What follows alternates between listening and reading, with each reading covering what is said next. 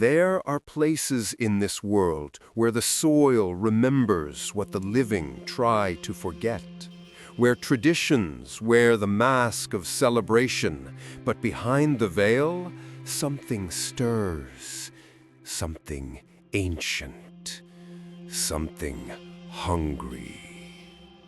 Welcome to Folk Fear, where every ritual hides a secret and every whisper echoes with the voices of the dead.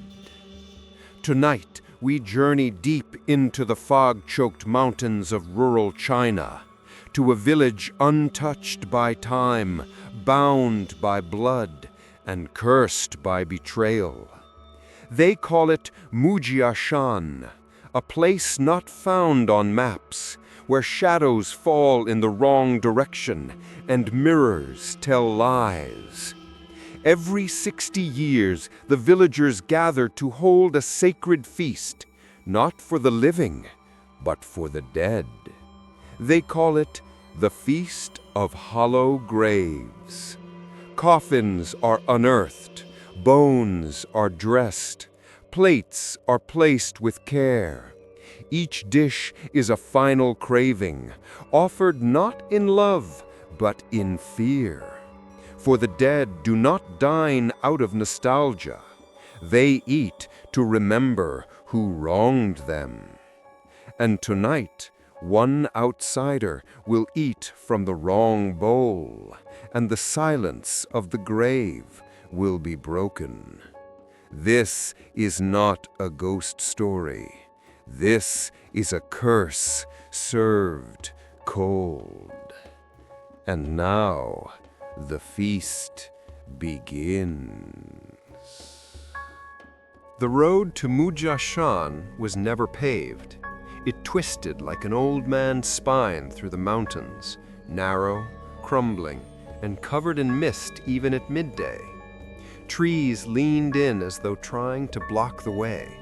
Their branches scraped the windows of the small transport van like skeletal fingers against a coffin lid. Jin Liu sat in the back seat with his camera bag on his lap and the heavy taste of iron in his mouth. He hadn't spoken since they left the main highway 2 hours ago. The driver, a hunched old man with cataracts and hands that trembled on the wheel, hadn't spoken either, but he hummed. A low, tuneless hum, over and over again. Jin tried not to think about it. He was here for work, a documentary project funded by a cultural preservation grant. A month of filming village traditions, Taoist customs, and forgotten regional festivals. He'd spent the last year in Beijing researching ancestral rites in small rural pockets of China. Mujiashan had only appeared in his notes as a single line in his grandmother's journal. My home was cursed when they dug up the graves. Never go back, never eat the rice, never follow the sound. That was all, but it was enough. The van jolted violently as it hit a pothole, and Jin's camera bag slipped. He clutched it tighter and looked out through the cracked window. Fog, trees, nothing else. No power lines, no signs, just the endless gray of mountain silence. Then, without warning, the road ended. The van rolled to a stop before an ancient stone gate carved with faded calligraphy. Vines had overtaken the pillars, and small paper talismans fluttered in the windless air. The driver turned off the engine and finally spoke, his voice papery and thin. Mujiashan, you walk from here. Jin opened his mouth to ask why, but the man was already stepping out, unloading his luggage in silence. Before Jin could protest, the van door slammed shut, the engine roared to life, and the vehicle reversed down the road without a glance back. Just like that, he was alone. Only the gate remained, and the fog. Jin adjusted his shoulder strap, picked up his gear, and stepped through the stone arch. The village didn't appear all at once. It emerged in fragments, a tiled roof here, a crumbling wall there, a woman sweeping dust that seemed to blow in circles. The first person he saw was a child. A girl, no older than 6, stood by a tree with a string of bells in her hand. Her dress was white and stained at the hem, and she stared at Jin with a gaze that didn't blink. He offered a small wave. She turned and vanished behind the tree without a sound. He checked his phone. No signal, not even Wi-Fi. A rooster crowed, though he hadn't seen any animals. Eventually, he reached the village square. Old stone buildings with curved eaves formed a crooked perimeter. Red paper lanterns hung from warped beams, unlit. The temple stood at the far end, massive, weather-worn, with a roof that sagged like a tired spine. Waiting at the entrance was an elderly woman in dark robes. Her hair was tied back in a long braid that reached her waist, and her eyes were sharp, too sharp. "You must be Mr. Liu," she said, bowing once. "I am Wei Jilan. Welcome home." He paused. I was born in the city. My grandmother lived here, but—" "Then you are still one of us," Madame Wei interrupted, smiling. "Blood never leaves the soil." He didn't like how she said that. Madame Wei led him through narrow alleys to a guest house at the edge of the village. The rooms were clean, sparse, and lit by oil lamps. No switches, no sockets. The bed had a hand-woven blanket and a bowl of salt at the footboard. He pointed to it. "A local custom," she said softly, "for protection." "From what?" "From dreams. This place remembers too much. It seeps into sleep." She smiled, but it didn't reach her eyes. That night, Jin lay in bed staring at the ceiling. Something about the air was wrong. It was too still, as if the wind had forgotten how to move. And though he heard no footsteps, the wooden floor creaked just outside his door, once, then again. He turned on his camera light. Nothing. The next morning, the village was waiting, literally. Every villager, from the smallest child to the oldest crone, had gathered in the temple courtyard. They stood in rows, holding baskets of food, candles, or incense. Madame Wei motioned for him to approach. "You arrived just in time," she said. "Tomorrow begins our most sacred festival." "What kind of festival?" "A feast, one held every 60 years, a reunion." Jin raised his camera. "May I film?" The villagers looked at each other. Several murmured, but Madame Wei nodded slowly. "You may film, as long as you follow the rules." "Which are?" "Do not ask about the names on the graves. Do not film what lies beneath the temple. And above all, if a bowl is not offered to you, you must not eat." He laughed nervously. No one else did. That evening, he reviewed his footage. There was something strange in the video. A wide shot of the courtyard, perfect composition, the villagers still, the incense rising, the temple gates open. But in the corner of the frame, someone stood beneath the tree. It was the little girl. She hadn't been there when he filmed. He was sure of it. He zoomed in. Her eyes were wide, her mouth open, and behind her, faint but visible, was a coffin half buried in the roots of the tree. Its lid was cracked. Jin tried to sleep. He couldn't. He stepped outside into the courtyard, camera in hand. Moonlight washed the stone in pale silver. Shadows clung to the edges of the buildings like wet silk. He walked toward the tree. The coffin was gone. Only the roots remained, thick, gnarled, and wet with something that wasn't due. And somewhere in the distance, a bell rang. Not the kind that calls the living, but the kind that wakes the dead. The next morning, Jin awoke to silence. Not the usual silence of rural calm, but a silence that pressed in on all sides. No birdsong, no insects, even the wind held its breath. He checked his watch. 7:03 a.m. He sat up slowly. The bowl of salt at the foot of his bed was cracked, its contents spilled. The floorboards beneath it were damp, though it hadn't rained. He touched the wood, cold, sticky. He looked around the room.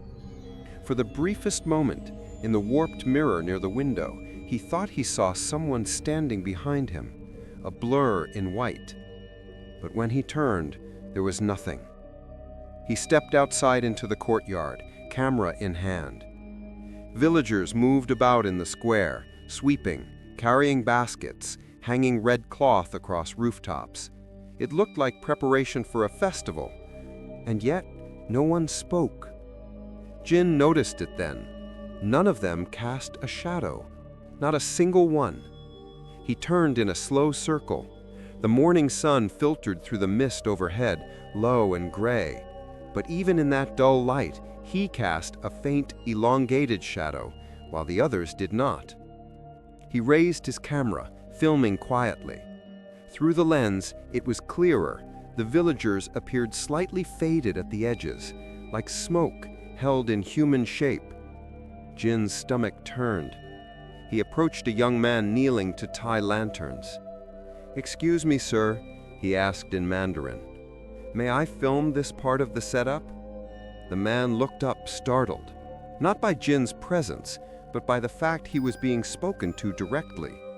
He nodded, eyes wide, and whispered, "Don't ask questions when you're being watched."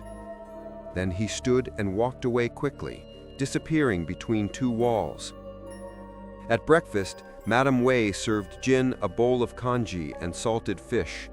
She sat across from him, sipping hot tea, her expression unreadable. "You wandered last night," she said, without looking at him. Jin paused. "How did you know?" "No one sleeps through the bells," she replied. "Did you see the tree?" He nodded. "There was a coffin once," she said, voice distant. "That tree grew over it. The roots remember." "What happened to it?" "It shifted."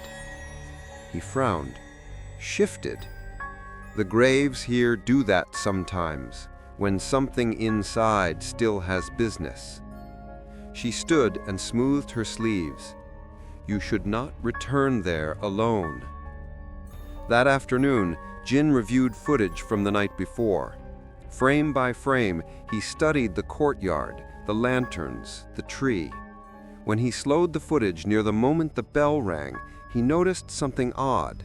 The lanterns had swayed, all of them, at the exact same moment, but there had been no wind. And just for one frame, barely perceptible, every villager had looked up in the same direction, toward the mountains, toward the shrine. Jin's skin prickled. He decided to take a walk. The path behind the temple wound upward through twisted cypress trees and gnarled roots. Birds scattered as he approached, though none made a sound. Halfway up, he found a weathered gravestone. Its characters were almost illegible, but one name stood out. Lu Huifen, his grandmother.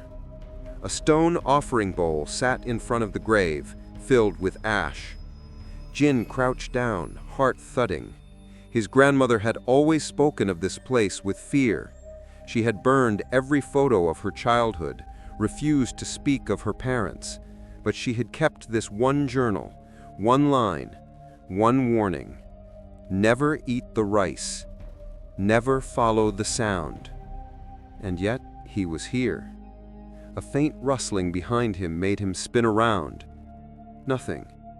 But when he looked back at the grave, the ash bowl was empty, and a faint trail of footprints, bare and small, led back down the path. He returned to the village at dusk. People were beginning to gather in the temple courtyard, placing long wooden tables and cleaning ceramic bowls. Children in white were hanging talismans from the eaves. Everything was too quiet, too exact. Jin walked past a row of villagers and paused. In the dimming light, he could see it clearly now. Their reflections were wrong. A woman passed by carrying folded linen. Her face was serene, but in the mirror beside her, her mouth was moving, chanting something, even though her real lips were still. He moved quickly, trying not to look directly at anyone. That night, Jin sat at the edge of the guest house porch and lit a cigarette, something he hadn't done in years. He thought about leaving, but the road didn't exist on any maps. There was no cell service, and he hadn't seen the driver since that first day. Even the village dogs, if there were any, never barked. He turned on his camera and filmed himself. Day 2. Something's off here. I don't know if it's tradition or trauma, but they act like I'm part of something I never agreed to. They know who I am. They knew my grandmother. I think she ran from something. I think the feast isn't a celebration. It's a loud knock at the door stopped him cold. 3 knocks, then silence. He opened it. No one. But on the floor was a plate of white rice, perfectly shaped, still steaming, and beside it, a red thread, a binding cord. He didn't sleep. Instead, he sat in the corner of the room, camera pointed at the door, salt replaced in the bowl. At 3:09 a.m., the camera light flickered. The reflection in the mirror turned toward him, though he hadn't moved. And outside the window, someone whispered his name. Once, then again. The third morning in Mujiashan broke with a blood-colored sky. Not crimson like dawn, not golden like sunrise, but pale, washed-out red, as if the sun were bleeding through old cloth. Jin watched it from the guest house window, still in the same clothes as the night before. His eyes were ringed with fatigue. He hadn't slept, not after the whispers, not after the plate of rice. He checked the camera footage from the night. The lens had fogged, not from condensation, but from the inside. A faint outline was burned into the edge of the frame. 5 long fingerprints, like someone had pressed their hand to the lens from within the dark. Jin closed the file. Down in the courtyard, the village was already moving. He stepped outside, greeted only by nods and silence. No one spoke unless spoken to. No one walked in pairs, and no one ever turned their back to the temple. Madame Wei found him near the well, as if she'd known where he would be. She wore deeper robes today, black silk with crimson thread, embroidered with symbols Jin didn't recognize. Her hair was bound tighter, her expression tighter still. "It is time," she said. "Time for what?" "For your role to be made known." She led him through the temple gates. The temple interior smelled of cedar, old dust, and something sweet, sickly sweet, like rotting fruit masked with incense. Candles lined the walls, each flickering with a flame that seemed to burn lower than it should.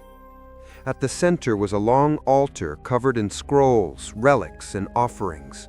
Behind it, in enormous tapestry, hand-stitched, depicted a banquet in unsettling detail. Skeleton figures seated at a table, bowls before them, faces half covered by ritual masks. At first glance, it looked like a painting of the dead being honored. But as Jin stepped closer, he saw something else. The dead were eating. The living were kneeling, hands bound, mouths sewn shut. Jin took a step back. Madame Wei did not. This is the original Feast of Hollow Graves. It has been performed here every 60 years, without fail. Why me? Jin asked, throat dry.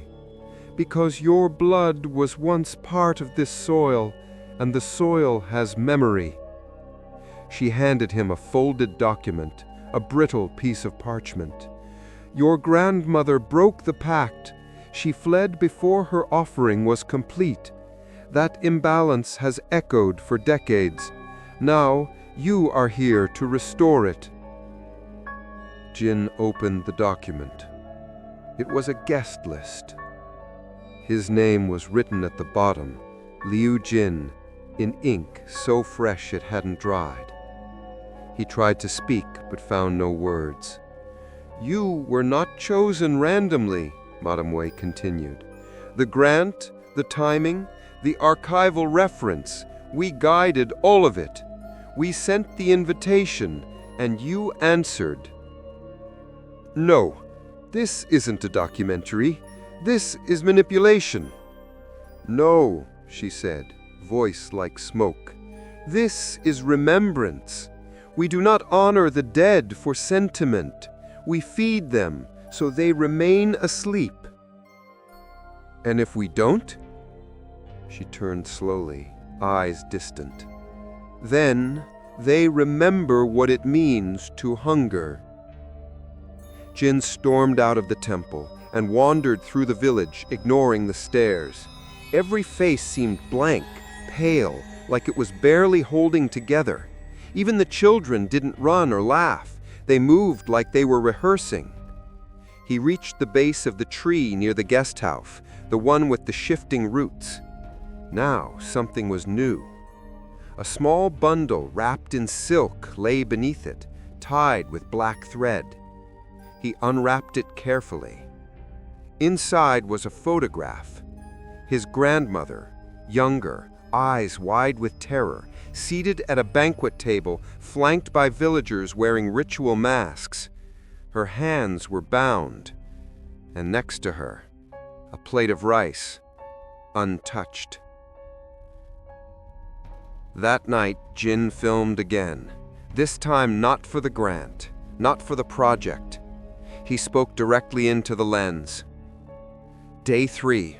They knew who I was before I came. They planned this. This isn't a festival. It's a containment strategy. The villagers are performing a ritual that no one remembers the origin of, and I think that's the point. No one wants to remember. They do it to keep something asleep, but now it's waking, and they think I'm the payment my grandmother skipped. I don't know what happens if I refuse, but I think they'll open either way. He heard the knock again, 3 times, but this time he opened the door fast. No one, only the rice. But now the grains were moving. Tiny writhing maggots had begun to crawl from under the surface. Jin gagged and slammed the door shut, but something else caught his eye. His camera screen, still recording, flickered, then froze. Frame by frame, the image zoomed in on the window behind him, and there, barely visible through the curtain, was a figure, pale, thin, watching and smiling. Dawn did not come gently. It cracked open the sky like old bone, gray light seeping in like fog into a forgotten tomb. The air smelled of wet earth, dried blood, and smoke. Jin awoke to the sound of digging. He looked outside. The villagers were unearthing the coffins, rows of them, dozens. They moved without urgency, yet in perfect synchronization, as though rehearsed for generations. Some used shovels, others their hands. Soil caked their robes, but no one flinched. No one spoke. It was as if their muscles moved from memory, not will. Jin grabbed his camera and filmed from the guest house window. His hands shook. Each coffin was lifted with reverence, brushed clean, and laid upon bamboo stretchers. They were old, the wood split and darkened, some lids already cracked. Ropes were used to bind what had loosened. At the center of the temple courtyard, long stone tables were being set. White linen, wooden chopsticks, clay bowls. Jin zoomed in. Some of the bowls already had names inscribed in ash, names written in both old script and modern calligraphy, including names he recognized from the village, and chillingly, a few he had seen only in his grandmother's journal, including hers, Liu Huifen. By mid-morning, the feast was nearly ready. He stepped outside. No one acknowledged him. Smoke curled from open cooking pits where villagers prepared dishes without recipes. He walked past one pit and paused. A woman was stirring a pot of black broth, her hands shaking violently. She looked up and met his eyes. Her lips moved, but no sound came. He crouched beside her. "What's this for?" She leaned forward, eyes darting. "For my husband. He died hungering for it. If I get it wrong, he won't stay down this time." Jin's breath caught. "He won't stay down?" She didn't answer, just turned back to the pot and cried, silently. Jin wandered to the edge of the village where they had laid out the exhumed coffins in neat rows. The lids were off now. Bones, some fully skeletal, others still clinging to leathery flesh. Each body was adorned with fresh cloth, some in robes, others in ceremonial wear. Fragrant oils had been poured over them, and their hands were folded across their ribs. A small girl walked beside the line, placing tiny folded paper flowers inside each ribcage. She hummed, the same tune the driver had hummed on the way into the village. Jin didn't dare stop her. In the temple courtyard, tables were nearly complete. Each place setting had 3 things: a bowl of the deceased's final favorite food, a folded paper with their name and date of death, and a strip of red thread, still warm to the touch. Madame Wee stood at the head of the table, arranging incense sticks between the caskets. "We do not serve them out of kindness," she said without turning. "We serve them because they expect it. If a soul dies with longing, it lingers. If it lingers long enough, it hunts." Jin asked quietly, "And what if someone eats from the wrong bowl?" Madame Wee looked at him for a long time. "Then they become the wrong soul." That afternoon, Jin returned to the shrine. He wasn't sure why. Something kept pulling him back, an invisible thread stitched through his blood, pulling tight. Inside, the air was heavier. The scrolls on the altar fluttered despite the still air. One of them had unfurled on its own. He approached it. The ink was fresh, not written in brush, but drawn in blood. It formed a binding seal, a Taoist glyph of containment, surrounded by the names of villagers, and at the very bottom his own again, Liu Jin, this time with an added symbol beside it, a circle, open at one end, a mark of incomplete return. He didn't know what it meant, but something inside him did. That evening, as the sun began to bleed into the mountains, the villagers carried the coffins into the courtyard, one by one, and placed them at the tables, upright. Jin watched in stunned silence as the dead were seated, their bones bound with red string, their eye sockets cleaned and rubbed with camphor oil. Some were adorned with jewelry, some still wore teeth, and at each place a bowl was set, steaming, freshly prepared, smelling of desire and decay. No prayers were said, only incense lit. And then, silence. Everyone stood still, waiting. For what, Jin didn't yet know. That night, back in his room, he tried to write, but the words wouldn't come. Instead, he drew. In the margins of his notebook, without thinking, he sketched the symbol from the scroll over and over again, each one tighter, more complete, until the circle closed and the page bled. At midnight, the wind returned, not with a breeze, but with a voice. A low murmuring passed through the walls of the guest house. Words he couldn't understand, but recognized in his bones. A chant, something ancient. He turned on his camera again, let it run. Just before 1 a.m., the lantern outside his door lit on its own, and he heard a scraping sound, something dragging along the floor outside. He crept to the door, put his ear to the wood, and he heard breathing, slow, wet, hollow. He opened the door an inch and saw it.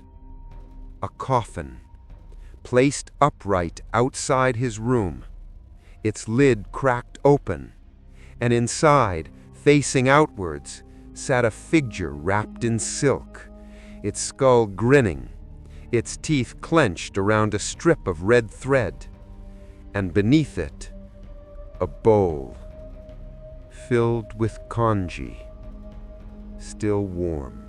Jin didn't sleep that night. How could he? The upright coffin remained outside his door until dawn, standing like a silent sentinel. When he finally opened the door, the bowl of congee was gone. The red thread was gone. The coffin? Gone. Only a trail of dried mud remained, leading down the temple steps. He followed it. The path curved behind the temple into an older courtyard, half collapsed and hidden behind creeping vines. The stone was cracked, the air colder. Here, the walls bore carvings unlike the rest of the village, angular, ancient, etched in symbols that looked more protective than decorative. Warning marks, binding glyphs. In the center of the courtyard stood a well, sealed, lid chained, paper talismans wrapped tightly around the stone. As Jin approached, he heard it again, breathing, from below, deep, rhythmic, as if something far beneath still dreamed but stirred. Madame Wei found him standing there. "That place is not for you," she said sharply. "What's below? The past and its price." She stepped closer, her voice softer now. "Some things were never meant to be uncovered. Some knowledge was written to be forgotten. There is one place you must not go." "Where?" Her eyes narrowed. "Beneath the altar." That evening, Jin waited until the courtyard emptied. The villagers retired early, likely preparing for the coming night. The coffins had been returned to their positions around the banquet tables. Their eye sockets now burned faintly with moth dust and camphor. He snuck into the temple with only his camera light and a flickering oil lantern. The main chamber was still, but behind the altar, partly concealed by a ceremonial cloth, was a trapdoor, small, carved with old Chinese characters that made his skin itch just to read. Bound not by death, but by debt. He hesitated, then lifted it. A wooden ladder descended into darkness. The air beneath the temple was thick and humid. The lantern barely held its flame. Cobwebs hung in long veils, undisturbed for generations. He stepped carefully. At the base of the ladder was a small chamber, stone walls, no windows, and scrolls, dozens of them, laid out on raised stone slabs, wrapped in silk, sealed with wax, marked with red characters that pulsed faintly in the dark, as if breathing. He chose the scroll with the most recent seal. His grandmother's name was written across the top in sharp brushstrokes. Liu Huifen, Baolin Bugui, Pauline Bugui, soul protected, not returned. He broke the seal. The wax cracked like old bone. Inside, the scroll was written not in ink, but in blood, and the script was not entirely Chinese. Mixed into the text were ancient Taoist glyphs, the kind used in soul-binding rituals. The words trembled in his hands. It was a contract, a binding rite performed during the feast, designed to prevent the dead from rising, but at a terrible cost. One living soul must be offered every 60 years, willing or not. The scroll detailed the first offering, the first betrayal. A village chief centuries ago had discovered forbidden Taoist scripture buried under the temple, knowledge that promised eternal protection from spiritual possession. But to unlock it, he needed silence from the dead. So he did the unthinkable. He poisoned his entire bloodline. During the feast, one sip in each bowl. Their deaths sealed the scrolls. Their silence allowed him to control the rites, but the bloodline's wrath seeped into the soil. The spirits rose that night, and they never forgot. Ever since, the village performed the feast to keep them from rising again. And the offering? Always from the same family line, Jin's line. He stepped back, bile rising in his throat. His grandmother had escaped it, left the village, refused the rite, and now he was here, brought back, not to film, to finish what she had fled. As he turned to leave, one scroll caught his eye. Older, cracked and blackened by fire. He opened it, a map of the village with red X's over specific graves. Each one had been opened in the last 2 days, and at the bottom, a new grave marked in red ink. It had no name, only the symbol he'd drawn in his notebook, the open circle. It was positioned behind the guest house. He hadn't seen it yet, but the soil there was loose. Back in his room, Jin laid the scrolls out on the floor, taking photos of each with trembling hands. He tried to upload them, but the phone refused to connect. No service, no Wi-Fi. Even the time had changed. 3:03 a.m. Every device, every screen, and the camera light? Flickering, flickering, off. He lit a match. The shadows around him didn't retreat. They leaned closer. On the window, breath fogged the glass from the outside. Letters began to appear on the condensation, one stroke at a time.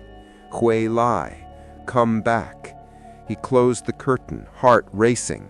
And that's when he heard it again. The dragging, the wood against stone.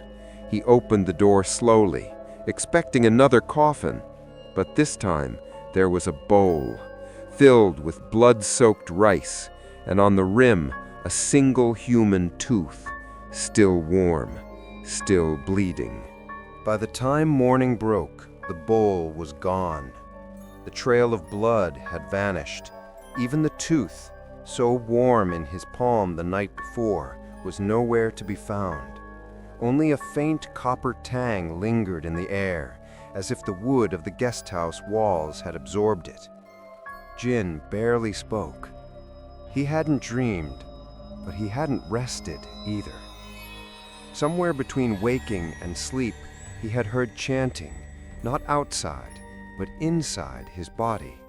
His blood hummed, his bones ached. The feast was close. In the temple courtyard, final preparations were underway. The coffins were now all dressed in crimson silk.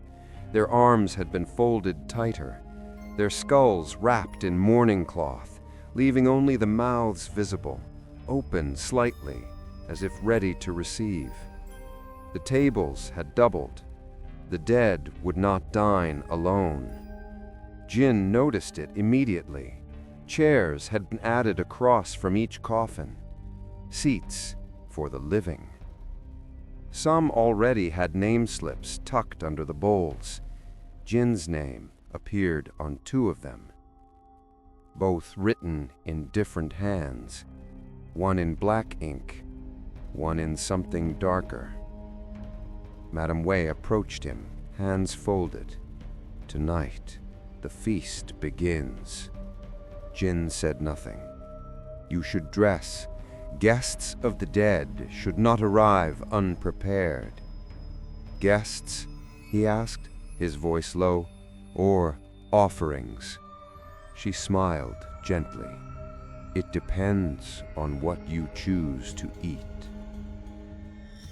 He was given a robe, black silk, woven with thread so fine it shimmered even in the dim light. On the back, the symbol again, the open circle, but this time closed, completed, bound. He didn't put it on. Instead, he wandered to the cooking pits. The villagers stirred massive cauldrons of steaming broth. Spices clung to the air, star anise, ginger, bone marrow. It should have smelled comforting, but it didn't. The steam felt thick, like it carried something else inside. He passed a pot where 3 elders hovered, whispering. Inside, bones floated, human bones. The broth was opaque, golden, oily, and beneath the surface, something pulsed. He stepped back. One of the elders looked up. "The broth is important," she said softly. "It calms the spirits. If they don't recognize the taste, they scream." As the sun dipped behind the mountains, the lanterns were lit. Each flickered with an unnatural stillness. No flame moved.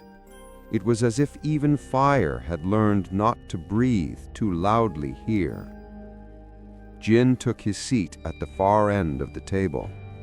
Directly across from him sat a skeleton, wrapped in red silk, jaw tied with thread, eyes hollow.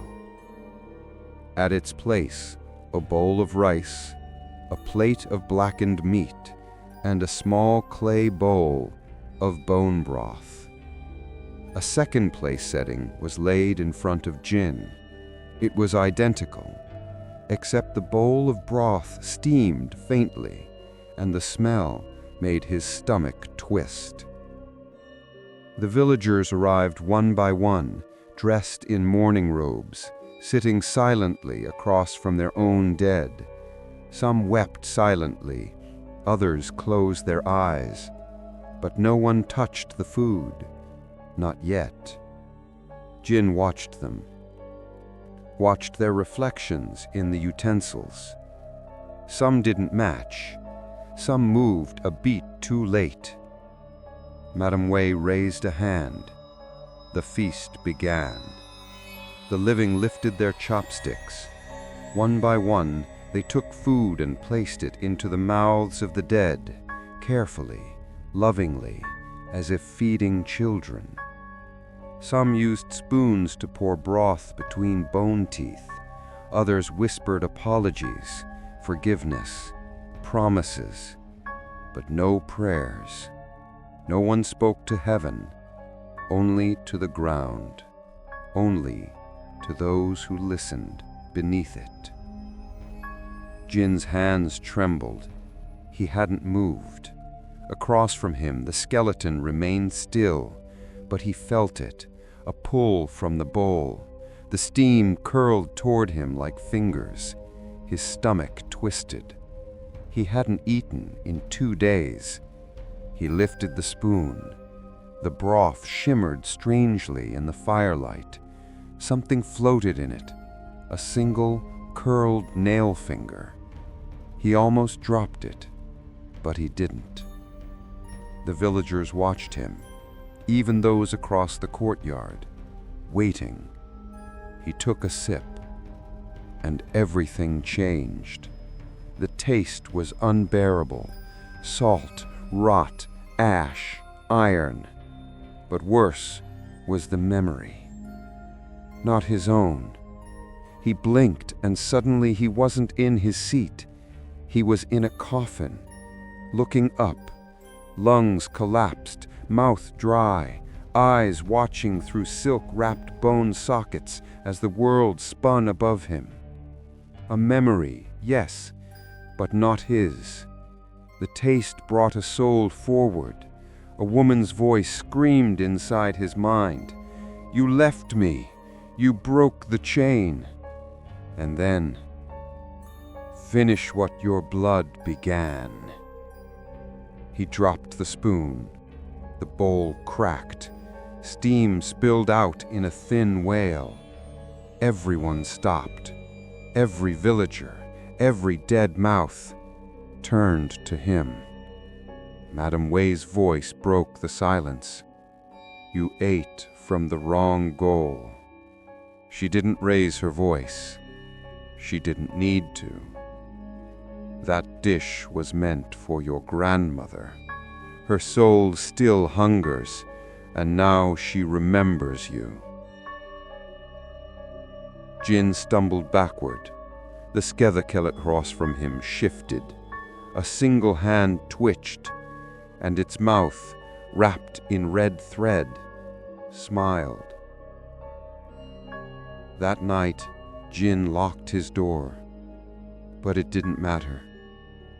At 2:12 a.m., he woke to the sound of wet cloth being dragged across the floor. He turned on the camera. It flickered to life. In the corner of the room, where the shadows gathered, something crouched. A woman. Long black hair, skin stretched too thin, eyes open too wide. She was whispering. "He poisoned us. He sealed the scrawls. But I still remember the taste of the broth." She turned, and Jin saw her face. It was his grandmother.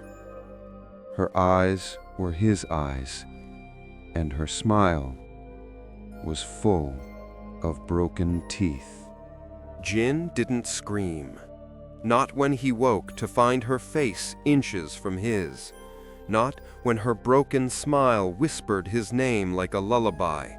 Not even when her skeletal fingers reached for his throat and vanished the moment the oil lamp flared. Only silence remained. The room untouched. The camera still recording. The scent of bone broth and rotting silk clung to the air like a memory that refused to fade. He sat frozen for hours, the lamp flickering beside him, notebook open in his lap. He began to write. Not just to remember, but to anchor himself, to fight whatever was trying to take hold from the inside. Because something had entered him when he drank from that bowl. It wasn't a ghost. It wasn't possession. It was recognition. His grandmother's spirit knew he was here, and now the others knew too.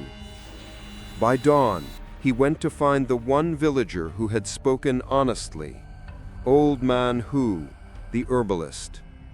Jin found him behind the shrine, burning dried mugwort in a copper bowl, whispering through toothless gums. Hu looked up with eyes so clouded they looked like milk. "You found her, didn't you?" Jin didn't answer. He didn't need to. Hu set the copper bowl down and patted the earth beside him. Jin sat. "You come from the Liu bloodline," Hu said. "Your great-grandfather was the one who broke the mountain's back." "What happened?" Jin whispered. The feast was once a celebration. Families gathered with the dead. No fear, only memory. Until the year of the famine. The year the chief poisoned his own bloodline? Hu nodded slowly. He was desperate, starving, but not for food, for power.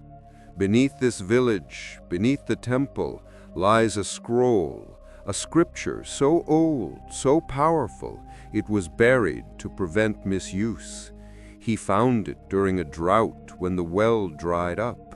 He read it, and it read him back. So he fed the dead poisoned food. Not just the dead.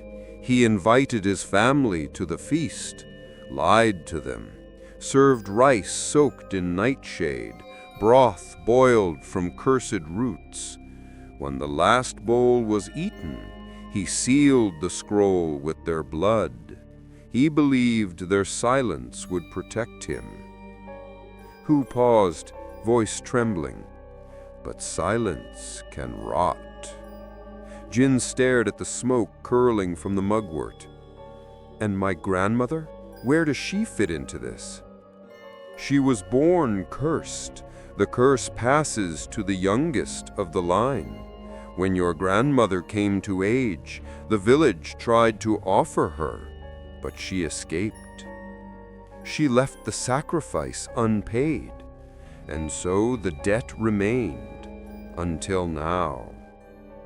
Back in his room, Jin stared at the cracked mirror. His reflection looked thinner, paler. His lips seemed bluer than usual. He opened his shirt. There were bruises forming on his chest in the shape of fingers, like something had gripped his ribs during the night. He picked up the scroll he had taken from the temple basement. The contract, the curse, the blood. He realized something he hadn't seen before. At the very bottom of the scroll, there was a faint outline of a seal. It was missing a stroke, incomplete. But just beneath it was a line written in dry, rust-colored ink. To unbind the feast, one must eat what was never meant to be tasted. He didn't know what it meant, but he knew where to go to find out. That night, he returned to the sealed well behind the shrine. He brought nothing but a rope and his notebook.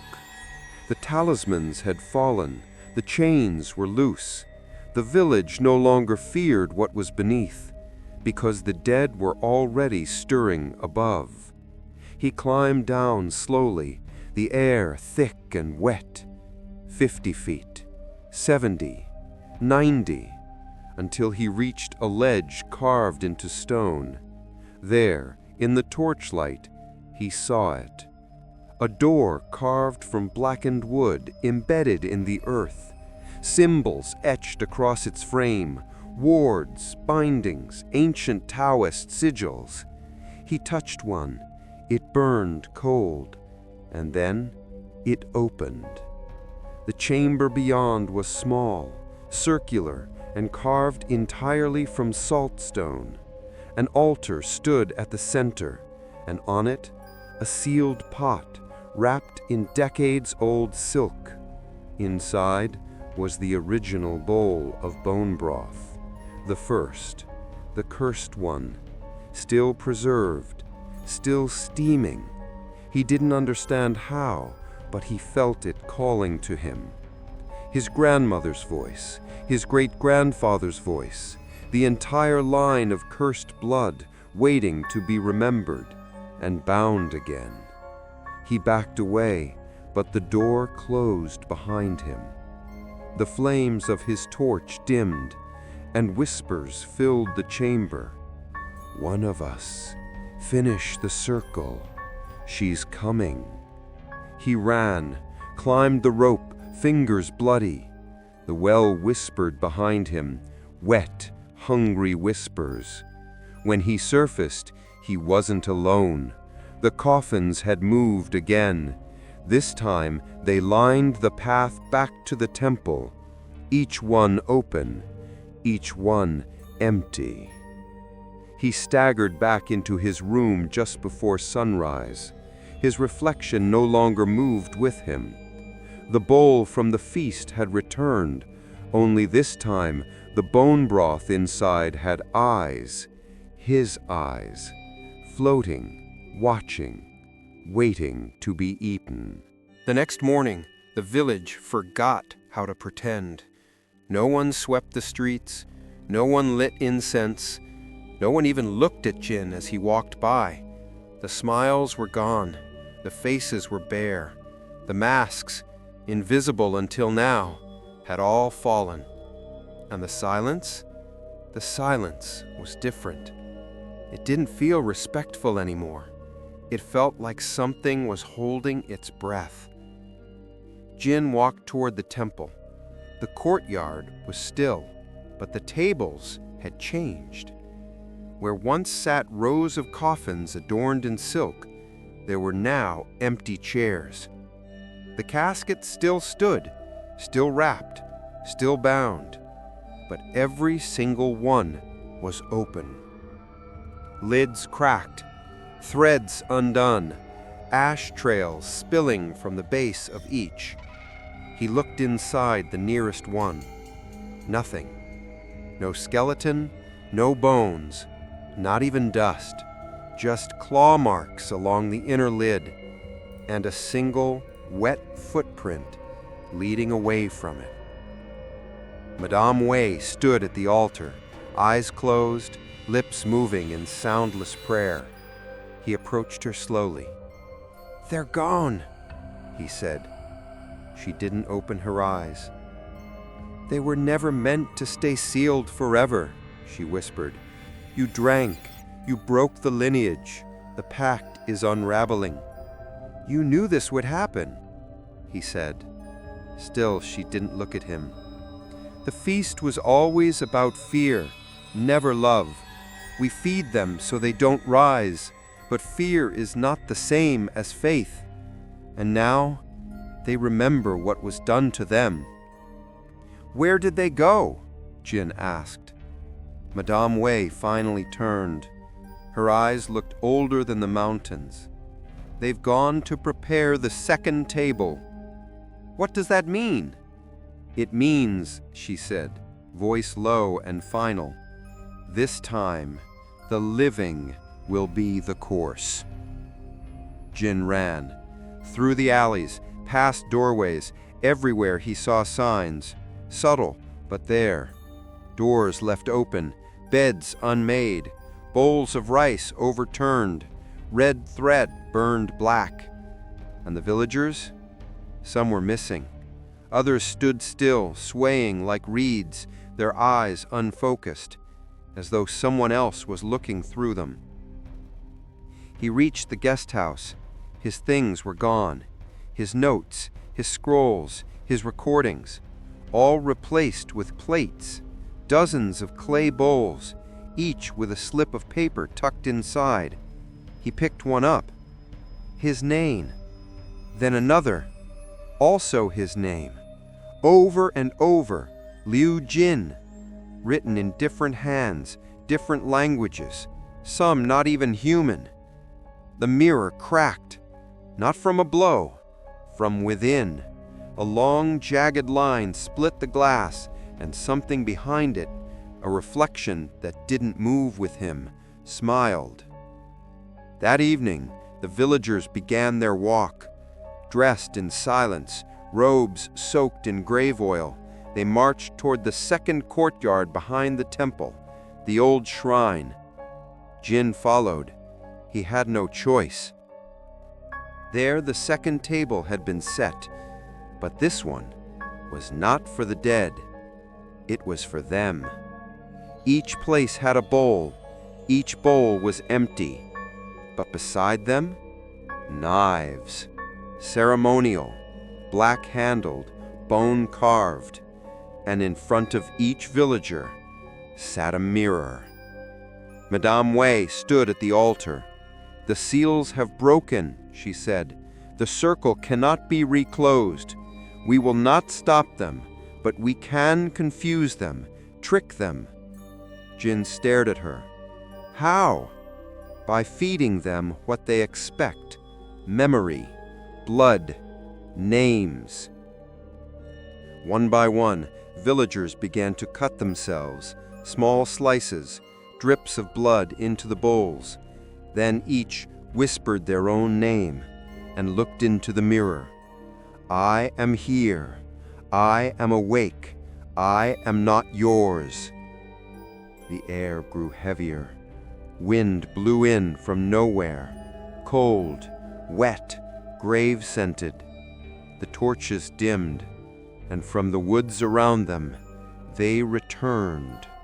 Shadows first, long, crawling, not walking, but dragging themselves forward as if reluctant to be remembered. Figures of silk and bone, empty sockets, shattered jaws, not angry, not screaming, just hungry. They surrounded the table. Each stopped in front of the villager who had once fed them. Some wept, others chanted. Jin didn't move. One approached him, tall, thin, broken fingernails, her face familiar, too familiar. Hu Fen, he breathed. His grandmother tilted her head, not hostile, but confused. She looked down at his bowl, still empty. She reached out, touched his face, and whispered, "You look like him." Like who? The one who poisoned us. My great-grandfather? She nodded. We wanted justice, not silence. Tears welled in Jin's eyes. I didn't know. Now you do. She held out a folded paper. He took it. It was blank, but the ink began to bleed through, forming words he couldn't read, symbols he couldn't understand. And beneath them, his own heartbeat slowed, for the scroll in his hand was writing itself in his blood. The dead did not scream. They sat, took the seats across from the living, and began to eat. Not food, not flesh, but memory. They leaned forward and breathed in the names whispered by the living. And for a moment, the wind stopped. The sky grew still. Time paused. Then the first villager collapsed, skin gray, eyes empty, his mirror shattered. Madame Wei gasped. It didn't work. More villagers fell, one by one. Those who had offered their blood, their names, their mirrors cracked, their faces drained, and across from them, their dead selves smiled, because now they had learned they didn't want offerings, they wanted exchanges. Jin ran again, back through the village, but the houses were different now. Wrong angles, twisted roofs, windows that blinked. And the coffins? They were no longer in the temple. They were in the homes, placed at dinner tables, in bedrooms, in children's cribs, and inside each, someone was missing. He reached the tree at the edge of the village, the one whose roots had shifted. A new grave had been dug, small, fresh. It had no name, just a single bowl placed on top. Inside, a camera, his camera, still recording. The screen glitched, then showed an image of himself, already buried. Jin ran until his legs failed him. He collapsed beside the roots of the great tree, the earth cold and wet beneath him. The grave behind him remained shallow, freshly dug, freshly waiting, and the camera sat atop the dirt mound like an offering, still recording. Its screen flashed, frame by frame. In one moment, Jin saw himself standing, In the next, buried. In the next, gone. He lifted the camera.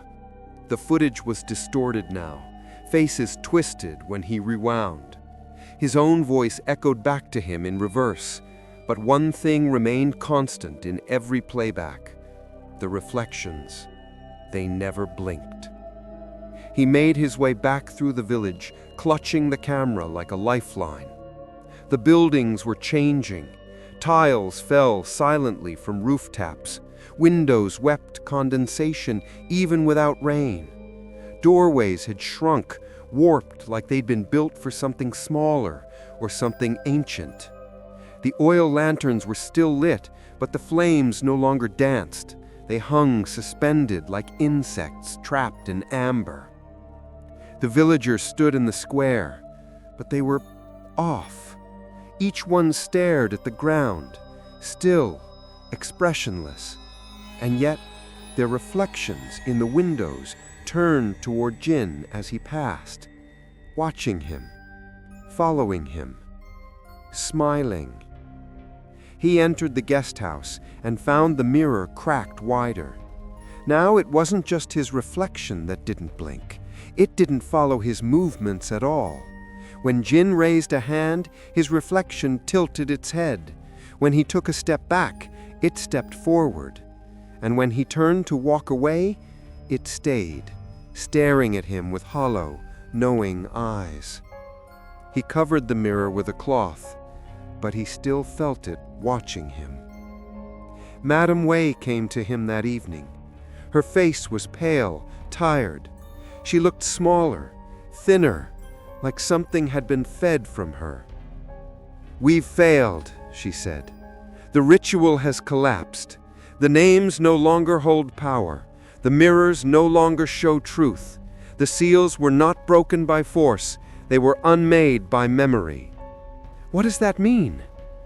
She looked at him. "You gave the dead back their names, their hunger, their pain. When you drank from the wrong bowl, you reminded them what it felt like to be betrayed, and now they remember everything." "Then what do we do?" "There's nothing left to do," she whispered, "only to face what we've buried." That night the villagers gathered again, but it was no longer a ceremony. It was a reckoning. Each stood before a mirror. Each spoke their name. Each waited. And one by one, their reflections stepped out, crawling, unfolding, peeling themselves from the glass. Twisted versions, pale doubles, hair like cobwebs, eyes missing. And each one took their place, not violently, but inevitably, as if it was always meant to be this way. Jin backed away from the temple steps, heart pounding. The villagers stood side by side with their shadows now, reflections made flesh, and in the middle of the square, his grandmother appeared. But this time she wasn't twisted. She was whole, beautiful, dressed in her mourning robes. Her feet didn't touch the ground. She reached for Jin's face. "You don't belong to the living anymore," she whispered. "You were always meant to return." "I'm not like them," he said. "I'm not dead." She smiled sadly. "Aren't you?" She handed him a mirror. It was small, handheld, cracked. But when he looked into it, he saw nothing. No reflection. He ran to the well, back to the one place he hadn't dared descend since the day the scroll bled into his hands. He lowered himself by rope, deeper this time, beyond the salt chamber, past the blackwood door, deeper, into the forgotten bones of Mujia Shan, until he reached a chamber shaped like a circle, 7 alcoves carved into the walls, each containing a single coffin, and one was open, empty. Above it, inscribed in red, Liu Jin returned without eyes. He stepped back, horrified, then heard something behind him. breathing, wet, close. He turned and saw himself, but not as he was, as he would be. Skin pale, eyes hollow, no shadow, no heartbeat.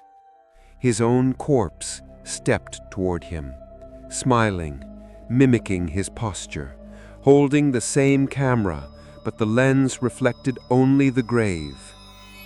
He dropped the camera and ran, climbing out of the well with torn hands. When he reached the surface, the village was no longer there, only mist and mirrors, dozens of them standing in the ground like gravestones, each one reflecting someone else, each one smiling. He ran until he reached the edge of the mountain, but the road was gone, just a cliff now. Beyond it, nothing but fog. He turned back and saw all the villagers standing in a perfect circle, silent, waiting, and in the center, his place, an empty coffin, a bowl, a name slip. Liu Jin returned without eyes. The tables had been turned, quite literally.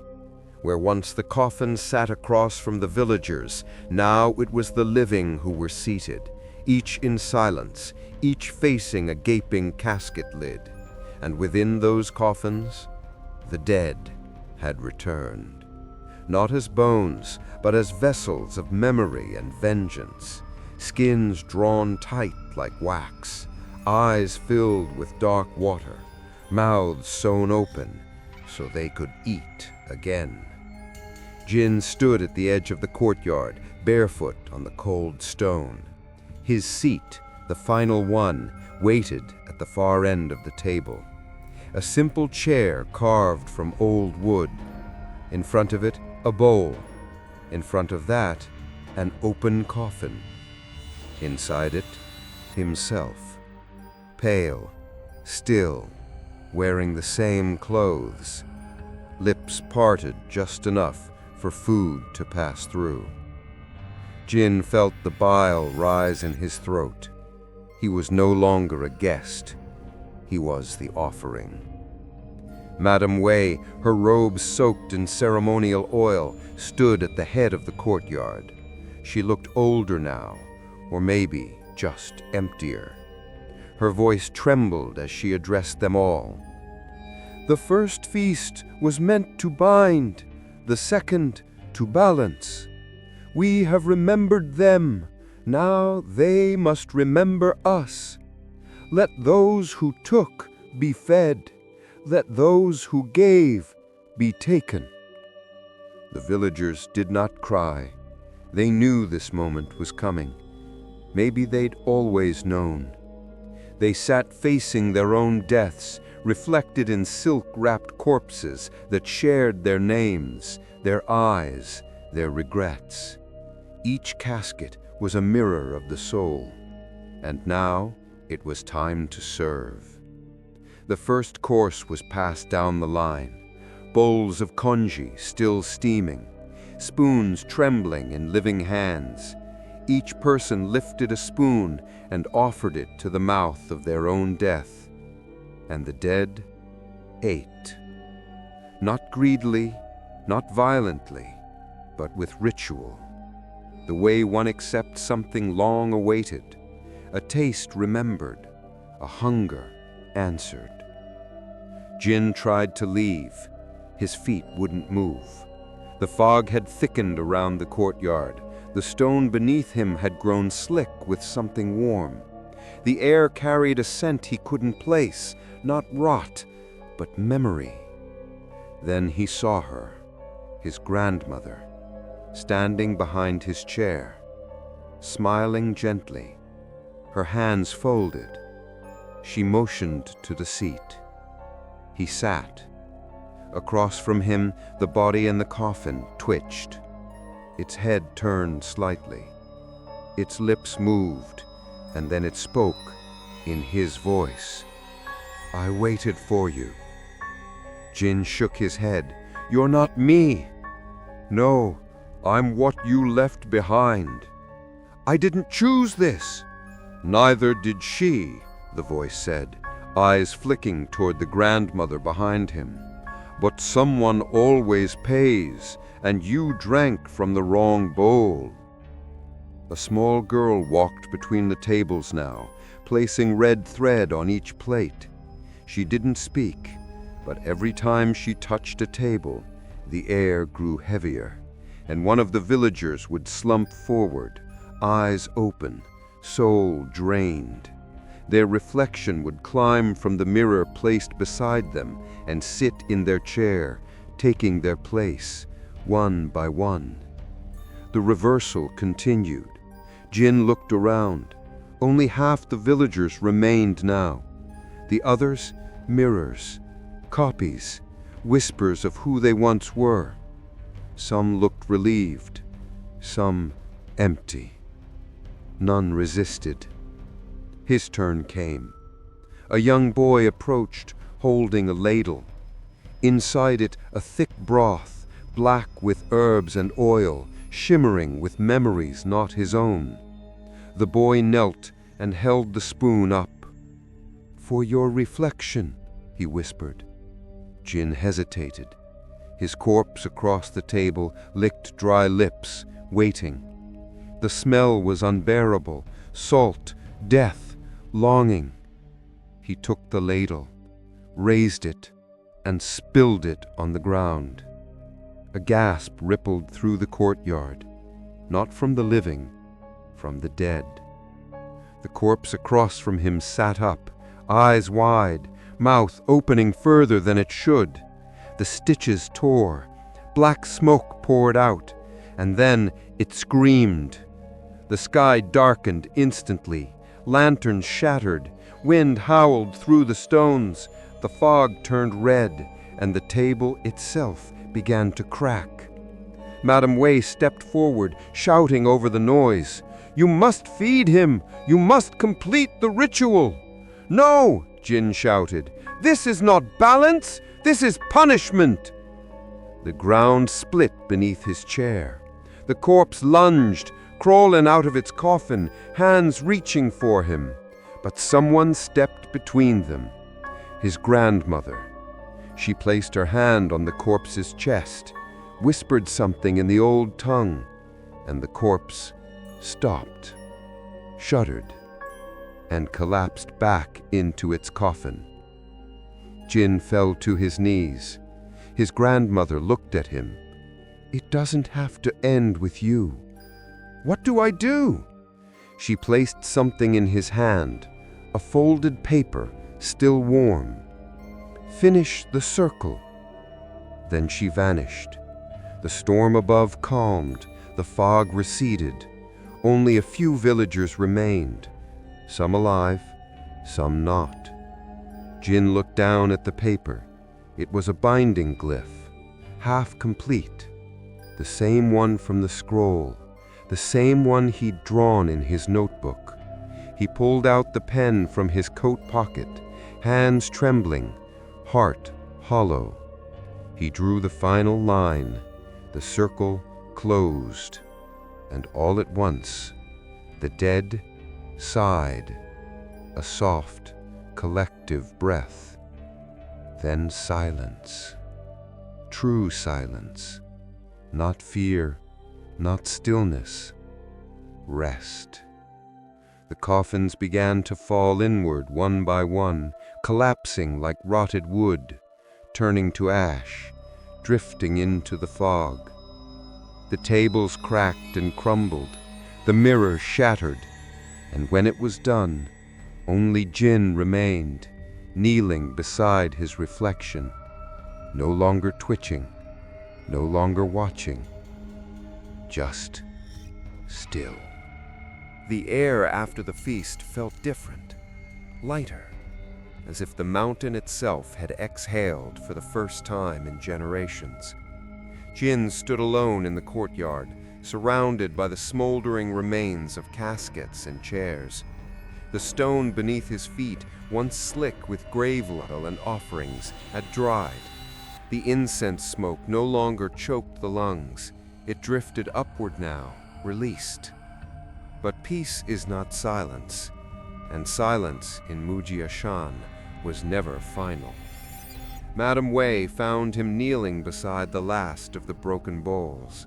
She no longer looked ancient. She looked emptied. Her robes hung loose.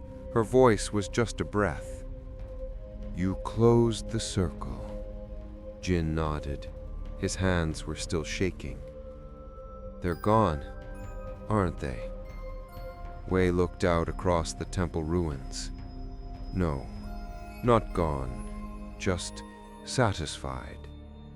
"For now?" "For now," she echoed. She handed him a small lacquered box. "What's this?" "The scroll," she said. "The one your ancestor bled the village to seal." He hesitated. "Why give it to me?" "Because you're the only one left who can read it." Back in the ruins of the temple, Jin opened the box. Inside was a single scroll, bound in red twine that had blackened at the knots. The silk wrapping was faded, the fabric torn, as though something inside had tried to crawl out. He unrolled it slowly. The writing pulsed on the page. It wasn't ink. It was blood. Dried, layered, ancient. His great-grandfather's first, then his grandmother's, then his. The scroll knew him, and it welcomed him back. The glyphs shimmered in the candlelight, Taoist, but older than any ritual Jin had studied. Symbols for sealing, yes, but also for remembrance, for binding the soul to place. This wasn't just a scroll of control. It was a contract, a pact between the village and the dead. A promise that as long as memory was preserved, the dead would not rise in anger. And at the center of it all, a name. Not Liu Huifen, not Liu Jin, but a title. Shou Jung Ren, Guardian of the Hollow Graves. The role was never about priesthood or power. It was about balance. The dead were not evil. The villagers were not innocent. The feast was not punishment. It was payment, a negotiation renewed every 60 years. But someone had broken it. Jin's ancestor, and the price had festered, until now. He reached the final panel of the scroll. Blank, waiting. A space left open, not for blood, but for a decision. The scroll pulsed beneath his fingers. It was asking, will you take up the role? Will you guard what others buried? Will you remember what no one else dares to? He stepped outside. The village was quiet. The fog no longer thick, but ever-present, like breath on a window pane. From the edge of the tree line, figures watched. Not hostile, not waiting, just remembering. The dead, still near, still bound, watching to see what he would choose. Madame Wei stood beneath the twisted tree where the roots had once shifted. She no longer spoke like a leader, only a witness. The scroll must be sealed again, but only if you're willing to stay. And if I don't, they'll come back eventually, to feed on the next generation of silence. Jin looked at the tree, at the roots, at the cracked earth where his grave had once been dug. He thought of his grandmother's face, not angry, but sad. And then he understood. This wasn't about him. It never was. It was about belonging, even if that belonging meant carrying a weight no one else could bear.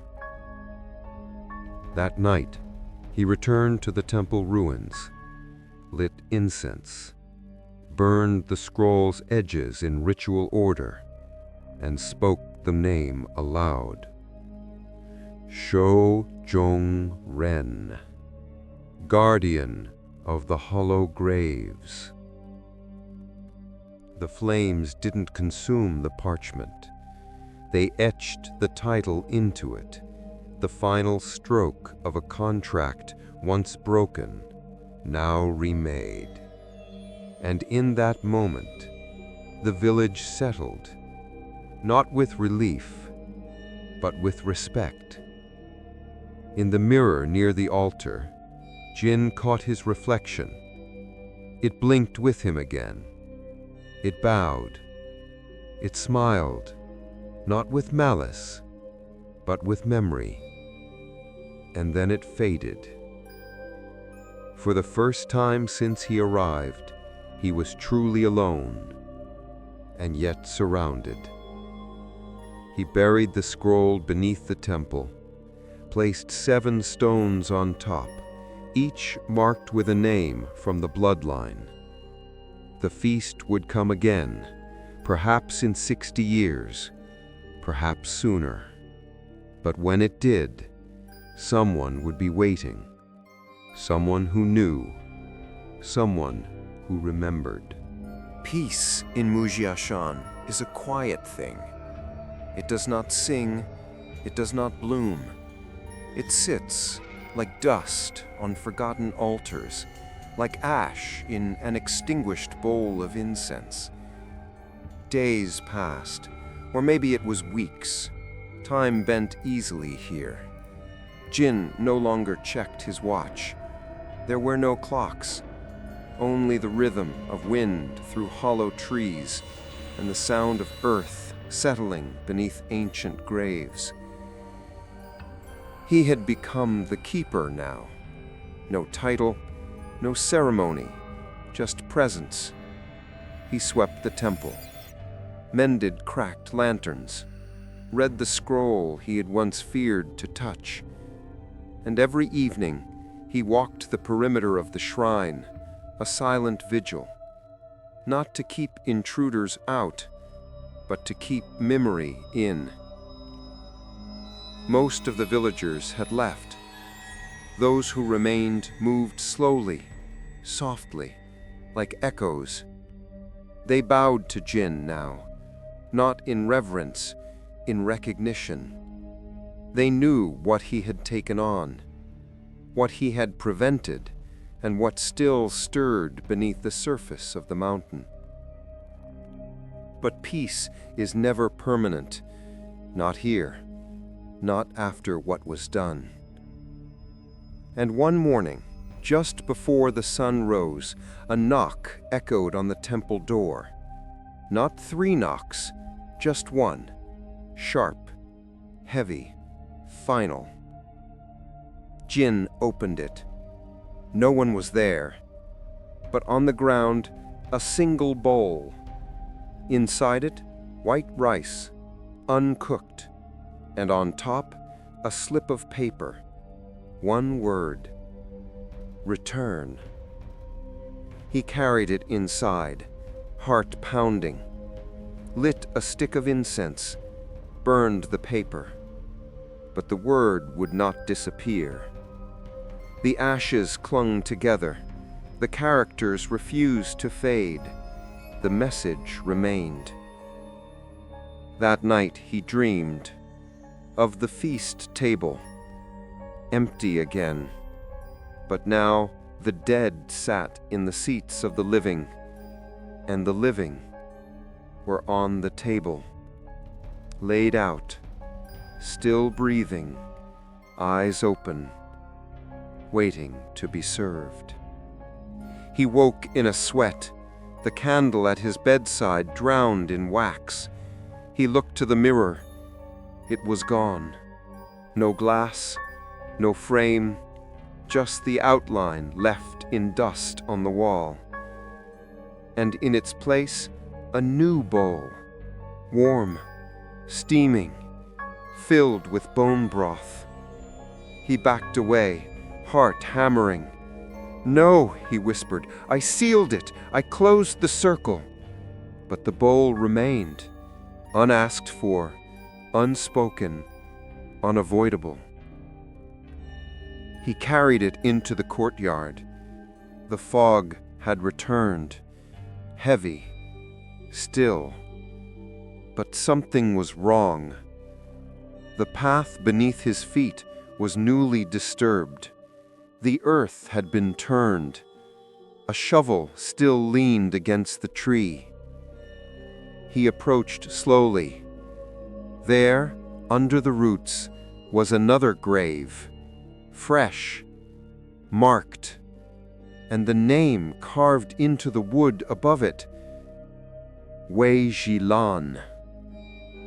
Madame Wei.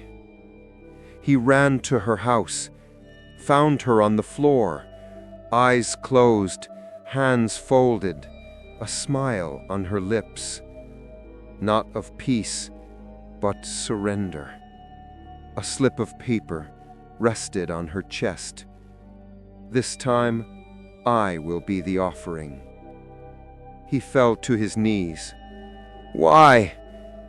But he knew why. The dead were not cruel, but they were owed. And even now, they remembered the taste of silence. That night, he returned to the temple with the scroll, unburied it, unrolled it, lit the candles in the same order as before. But the glyphs no longer pulsed. They lay flat, exhausted, expecting. Jin reached the end and found a new space carved into the silk, a space meant for another name, not written in blood this time, but in willingness. He stared at it for a long time, then took a brush, dipped it in ink, and began to write, but not his name, hers. Wei Jilan. Given freely, not taken, not forgotten. The ink dried instantly. The scroll curled shut on its own. And outside the temple, the fog lifted. In the weeks that followed, no more bowls appeared. No graves shifted. No shadows whispered. The wind returned. The children began to laugh again. And at the tree where Madame Wei had offered herself, a new flower bloomed, pale white, like silk spun from mourning cloth. Jin knelt before it every day, not to grieve, but to remember, because the feast had been reversed, the offering given willingly, and for the first time in generations, the dead had nothing left to take, only rest. There is a kind of silence that comes after peace, one that doesn't comfort. It waits. Mujia-shan had grown quieter still. The children laughed less now. The wind no longer returned through the trees, and the lanterns flickered even when there was no breeze. Jin noticed. He always noticed, because the dead, even when full, were never truly finished. The scroll remained sealed in the stone altar. The bowl of bone broth never reappeared. No new graves had been dug. And yet, every night he dreamed of the table. Only now he sat at the center, alone, surrounded by empty chairs, plates untouched, coffins sealed tight. and the smell of cooked rice hung in the air, thick and sweet and wrong. One morning, Jin awoke to a whisper behind his ear. No breath, no presence, just a voice. "You must finish it." He turned. No one. But the altar doors were open, and the scroll had unrolled itself. He approached it carefully. This time, the ink didn't pulse. It bled. Dark red streaks leaked from the names carved into the silk. The edges frayed, the glyphs incomplete again. The line he had drawn, the one that closed the circle, was fading. Erased, not by time, but by hunger. Madame Wei's sacrifice had bought peace, but not completion. Not yet. Because one place at the table had never been filled. One bowl had never been claimed. One soul had never been given. Jin's. He lit the incense anyway, set the stones, spoke the names aloud as tradition demanded. But the ground did not respond. The fog did not part. No spirit came to collect. Instead, he felt a coldness stir in the base of his skull, like something breathing through him, not at him. And from the far end of the temple came a soft creaking sound, wood on stone. He followed it, down the corridor, through the gate, into the inner crypt.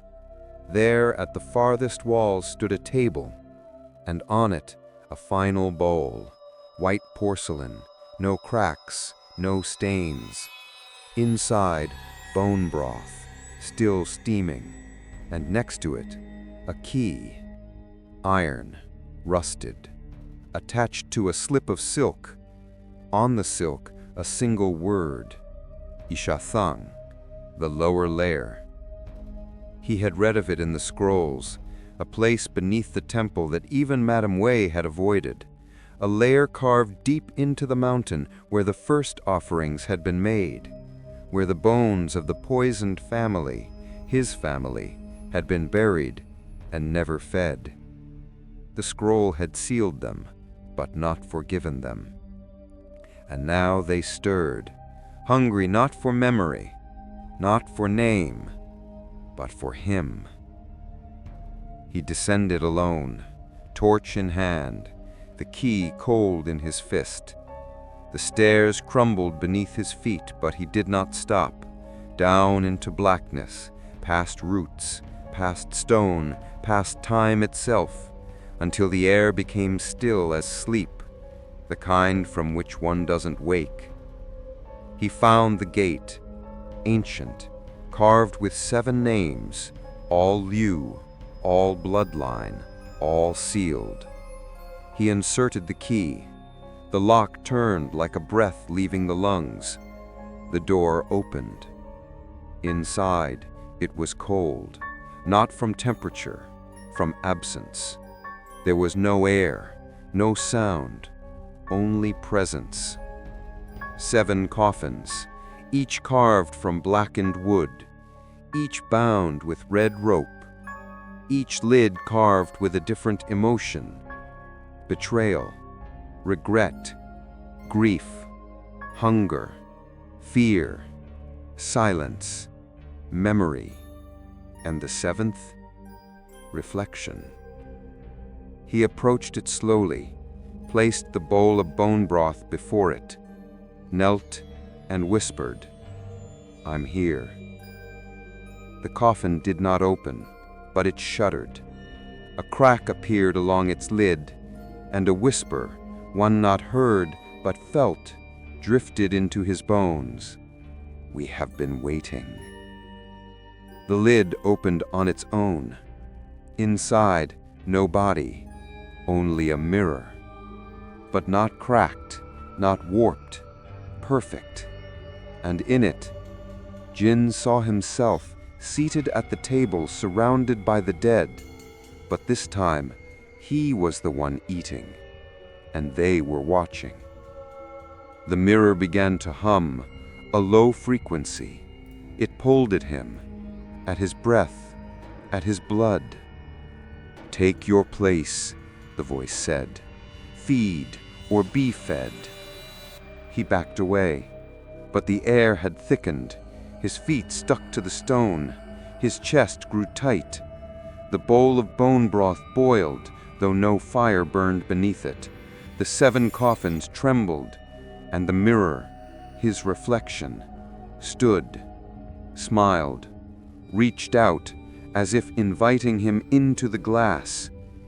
Jin screamed, reached for the scroll, tore a strip from its edge, bit his finger, wrote a final name on the cloth in blood, and shoved it into the broth. The liquid hissed, turned black. The mirror cracked, the reflection shattered, and the coffin stilled. Jin collapsed, alone, again. But this time not watched, not followed, not claimed, only remembered. The next morning the air in Mujiashan changed. The clouds parted. A single bird sang from the trees. The soil no longer shifted, and in the courtyard where once the feast had begun, the table was gone. All that remained was a single bowl turned upside down, and beside it, a slip of paper. The hunger has passed, for now. Mujiashan no longer appears on maps. It's not forgotten, just quiet. And quiet things, when left alone, learn how to hide. Jin lives alone now. He tends the shrine. He sweeps the courtyard each morning before the fog arrives, lights the lanterns at dusk, even when no one walks the paths. And once a year, on the coldest night, he sets one empty bowl beneath the old tree. He never fills it, not anymore. Some debts are better left unremembered. The scroll rests beneath stone, wrapped in cloth that has begun to fray. Its ink has faded, its blood dried, but the binding glyph remains, faint yet intact, for now. Villagers still pass through from time to time.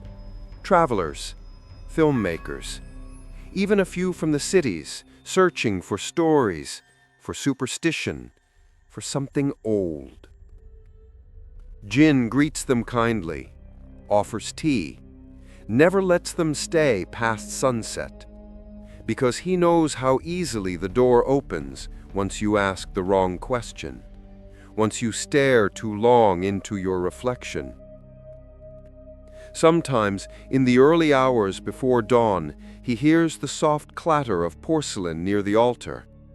He does not look. He does not answer, because not every knock at the door is a visitor. Some are invitations, some are reminders, and some are the dead, just checking to see if he still remembers the rules. He does. Every day. And in his dreams, the table remains set, the seats filled, but the food untouched, because the hunger has passed, for now. One evening, years later, Jin receives a letter. No return address, just a single line written in fading brushwork. My grandmother spoke of a village that dreams with its mouth open. I need to see it. He reads it twice, then once more, and places it beside the scroll, because he knows what it means. Another guest is coming. He walks out to the courtyard, lights the incense, sweeps the stones, watches the mist roll in, soft and white and familiar. Then, for the first time in many years, he takes a piece of red thread from the drawer and ties it gently around the base of an empty chair, at the head of the table, a seat for the next keeper. Not every feast begins in hunger. Some begin in curiosity, in longing, in forgetting what our ancestors warned us to remember. But they always end the same way, with a bowl, a name, and a silence that must be fed. And so when the final guest arrives, the door will be open, the table will be set, the bones will remember, and the mountain, quiet and still and watching, will wait to see if the circle stays closed, or if, once again, the hollow graves must eat.